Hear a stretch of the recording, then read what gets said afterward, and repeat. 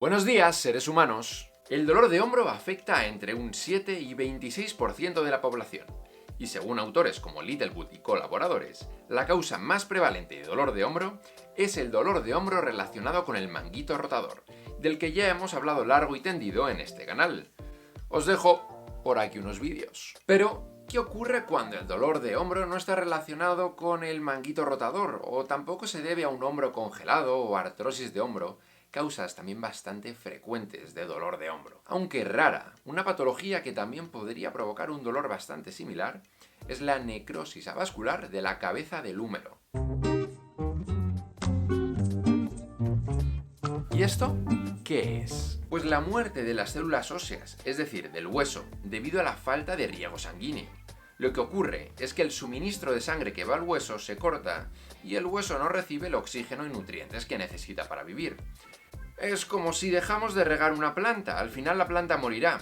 Pues exactamente esto es lo que le pasa al hueso, que si no recibe los nutrientes que vienen de la sangre, morirá también. La cabeza del húmero está irrigada por dos arterias, la arteria humeral circunfleja anterior y la arteria humeral circunfleja posterior. Ahora bien, ¿qué síntomas nos tienen que hacer sospechar que el dolor de nuestro paciente es debido a una necrosis avascular de la cabeza del húmero? Lo que nota nuestro paciente es un dolor en el hombro relacionado con el movimiento, lo que hace que la movilidad de hombro esté limitada y además, muchas veces los pacientes refieren a una especie de clic doloroso en ciertos movimientos de hombro. Pero, ¿por qué ocurre esto? ¿Qué nos tiene que hacer sospechar cuando nos cuenta el paciente cómo ha comenzado su dolor? Que ese dolor es debido a esta necrosis avascular de la cabeza del húmero, es decir, que se ha cortado el suministro de sangre, la sangre no está llegando a las células óseas y éstas están muriendo. Pues lo primero que nos tendría que hacer sospechar es una fractura o luxación del hombro. Según Lancigui y colaboradores, hay un riesgo de en torno a un 10-30% de sufrir una necrosis avascular de hombro tras una fractura. También se han reportado casos tras una cirugía del manguito rotador, pero no solo tras una fractura, una luxación o una cirugía de hombro. El uso de corticosteroides durante un largo periodo de tiempo se ha relacionado también con la necrosis avascular de hombro. Y cuando hablamos de un largo periodo de tiempo, ¿de cuánto tiempo estamos hablando? Pues según Crues y colaboradores, de entre 6 a 24 meses. Otras causas que nos podrían hacer sospechar de que el dolor de nuestro paciente es debido a una necrosis avascular de la cabeza del húmero son enfermedades reumáticas, como por ejemplo el lupus o la artritis psoriásica. También el consumo excesivo de alcohol, el alcoholismo, o haber recibido radioterapia en esa zona. Y también nos tendría que hacer sospechar la presencia de una enfermedad conocida como la enfermedad de células falciformes, donde los glóbulos rojos se deforman ocluyendo los capilares y por tanto obstruyendo las carreteras por donde va la sangre. Y si la sangre no llega al hueso, ya sabemos lo que pasa. La buena noticia de la necrosis avascular de la cabeza del húmero producida por la toma de corticosteroides es que una vez que dejamos de tomarlo o se modifica la medicación, esta se resuelve por sí sola, esta necrosis avascular. Sin embargo, con el resto de enfermedades no se resuelve por sí sola, sino que va en aumento. El grado de necrosis es fundamental para conocer las probabilidades de que la cabeza humeral colapse. Si hay menos de un 15% afectado, es poco probable que colapse.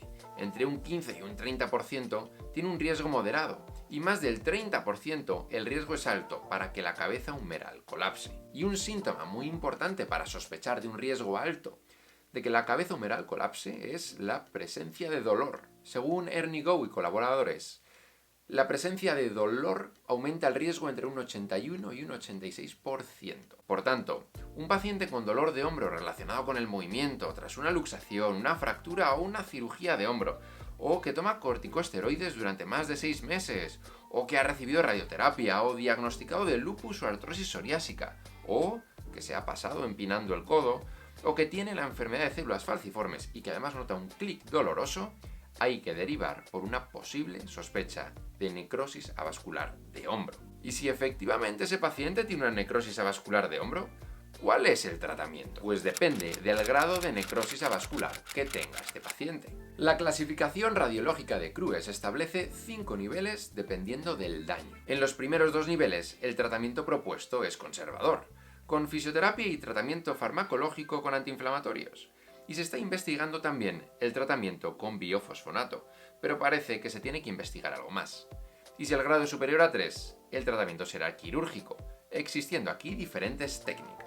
Como pequeño resumen, la necrosis avascular de la cabeza del húmero es una enfermedad rara, que ocurre porque las células del hueso dejan de recibir suficiente sangre y por tanto empiezan a morir, se necrosan. Esto puede deberse a diferentes causas y esto es fundamental saberlo, ya que si nuestro paciente tiene dolor de hombro, en el cual hemos descartado ese dolor de hombro relacionado con el manguito rotador, o un hombro congelado o una artrosis, y además nos refiere que tiene una especie de clic al movimiento doloroso. Si este paciente ha tenido una cirugía reciente, o fractura, o luxación de hombro, o está tomando corticosteroides durante más de 6 meses, o se pasa empinando el codo, o tiene enfermedades reumáticas, o ha recibido radioterapia en esa zona, nos tiene que hacer saltar las alarmas y derivarle por una posible necrosis avascular de la cabeza del húmero. O, recordad, una enfermedad bastante rara, pero que también nos tendría que hacer saltar las alarmas, la enfermedad de las células falciformes. Ser capaz de diagnosticar esta patología en las fases más tempranas es clave, ya que el tratamiento de elección en las primeras fases es un tratamiento conservador, mediante fisioterapia y farmacología, pero en las fases más avanzadas se necesitará ya de una cirugía. Esto ha sido todo por hoy. Si os ha gustado y queréis apoyar al canal, no os olvidéis de darle a me gusta y suscribiros en el canal. Nos vemos en el siguiente vídeo.